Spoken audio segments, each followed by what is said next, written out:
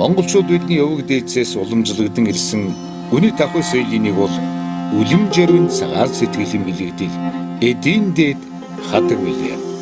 Хадагны үүсэл гарлын талаар маш олон түүх байдаг. Хэв гэсэн нэршлэр монголчууд анх хэрэглэж байсан Монголын нууц товчон тэмдэглэгдэн үлджээ. Чингис хааны үед монголчууд ангийн арьс барин бие биедээ хүндэтгэл илэрхийлэн золгодог байснаас хадаг анх үүсэлтэй юм гэж үздэг.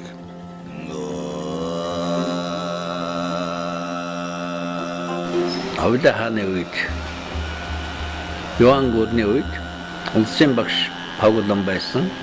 Павломд Хувида хаан Жэвчлэн авшиг авч багшийн барилга болж тэрний дараагаар Хувида хаанд ийм анхны одоо хадгийг үлдэж дээр нь одоо мэдээж хүргэл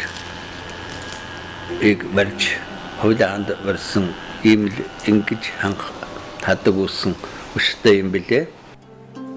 Хадаг нь тэнгэрийн эд учраас хөнгөн, зөөлөн, уян бас бадвах чанарыг бэлгэдэн ертөнцид үүнээс илүү эд байхгүй хэмээн бэлгдэж хэрэглэж иржээ. Иймээс хадагны өнгө нь үүрийн цагаангийн татах үеийн тэнгэрийн хаяаны цэнхэр өнгийг жинхэнэ тэнгэрийн өнгө гэж үзэж түүнтэй адил сүүн цэнхэр өнгөтэй хадгийг хэрэглэдэг байсан.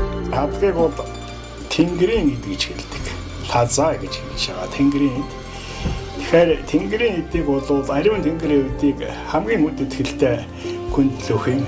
Монголчууд хадгийг шинэ гэр байшин барих, ууган унганы ногт, уурганы толгой, төрүүлсэн морины ногт, саалын ховын, цацал болон сүргийн тамганд уйж хилаадаг бөгөөд эдийн дээд хадгийг авдарныхан ёроолд нандигнэн хадгалдаг нь буян хишиг хурж эд баялаг элбэг эдээ ундаарвжин аз жаргалтай амар төвшин амьдрахын бэлэгдэл хэмээдэг байсан.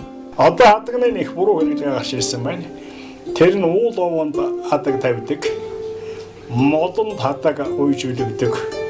Гүүр цанхгаар нь харагдсан юм болгонд хадаг уйдаг байна. Энэ их буруу хэрэглэдэг.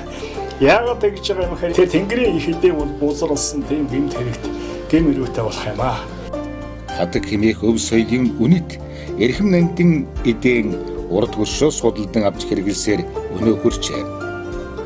Тэгвэл энэ цагаас эхлэн Монгол залуусын нуруухан хүч хөдөлмөрийг шингэн үйлдвэрлэсэн Монгол хадгаан хэрэглэх боломж бүрдлээ.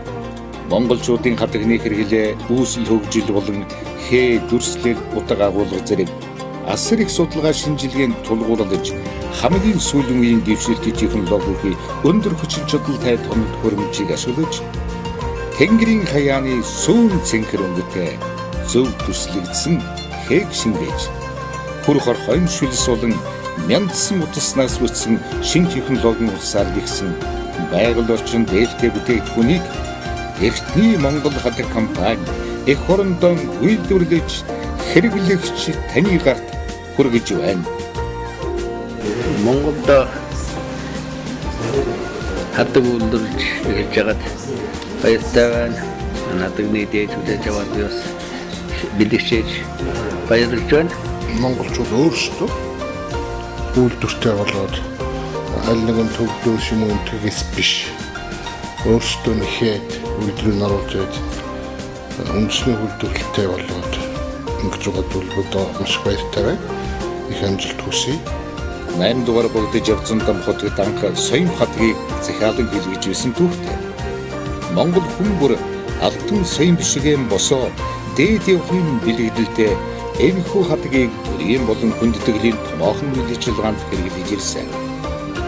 Мөн өрш шашны түгээмэл зан үйлдэх хэрэгэлдэг 8 тахилтай хадаг. Онцгой хээгүй баш хүндтэй сам баа хадаг. Хур хүч хиймэр бэлэгдэл морьтой хадаг. Хүний хиймэр лундаг тэтгэх хиймэр хадаг зэрэг олон төрөл өөр хоорондоо ялгаатай. Гүнзгий утга агуулгатай. Хэхвар дүрс өвхий хадагнуудыг түгээмэл хэрэглэж ирсэн. Эртний Монгол хадаг компани 2014 дугаар онд Тэнгэр хадаг төслийн хүрээнд анх байгуулагдсан.